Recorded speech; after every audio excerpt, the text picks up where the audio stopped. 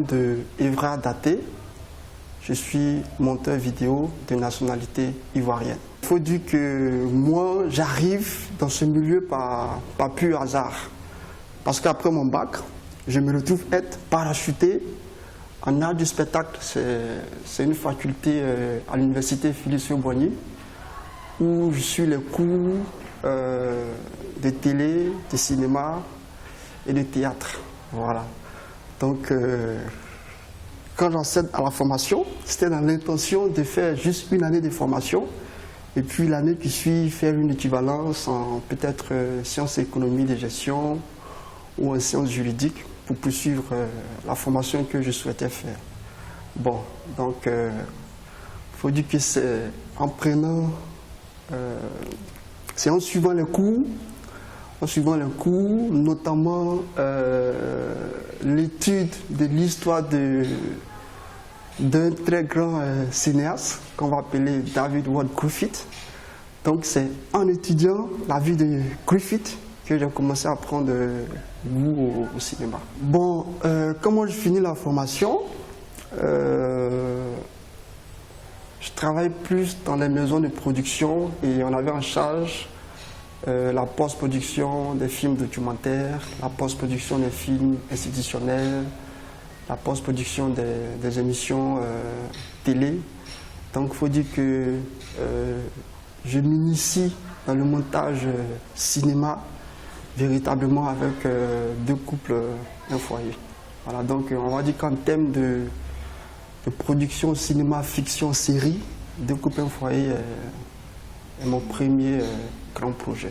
Bon, avant de devenir monteur, pour moi le cinéma c'était, et ça demeure toujours, c'était de la magie, c'était quelque chose d'irréel. Je me demandais mais comment est-ce que on arrivait à transporter toutes ces images, tous ces effets sur un écran ou dans une salle de cinéma. Pour moi c'était irréel, c'était de la magie. Voilà.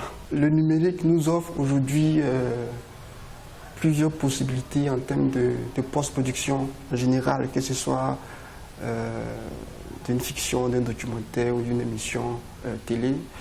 Bon, c'est vrai que je n'ai pas monté sur la technologie film photochimique ou bien je n'ai pas trop monté sur la vidéo analogique, mais aujourd'hui, quand on voit la technologie utilisée dans la post-production analogique ou la technologie utilisée dans la post-production photochimique, bon, je peux dire aujourd'hui sans me tromper que la post-production numérique est venue nous offrir plusieurs possibilités en termes de facilité, voilà, par rapport à la post-production d'un film, voilà, en termes de facilités au niveau de l'étalonnage, les facilités au niveau des découpes, les facilités au niveau de l'enchaînement, les facilités au niveau et surtout de l'intégration d'autres éléments tels que l'infographie ou tout ça, voilà, dans la post-production d'un film. Bon, actuellement, on vient de finir la post-production de Deux couples un foyer avec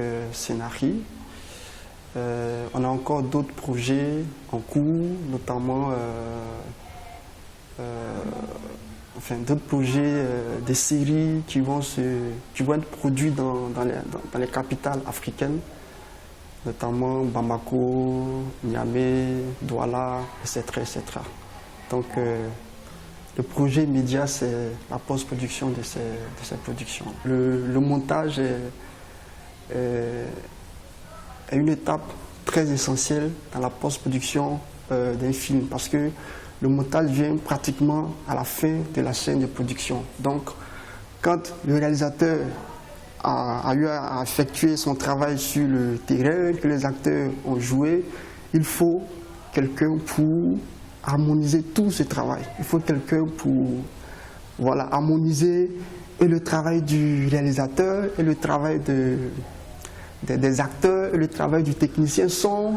Donc il faut quelqu'un pour combiner tout ça pour pouvoir sortir ce qu'ils auront l'opportunité ou la grâce, je ne sais pas, d'apprécier sur un écran de télévision. Donc, une post-production, enfin, un monteur est vraiment un acteur, certes caché, mais qui joue un rôle hyper énorme, hyper déterminant dans la sortie, dans la présentation du film.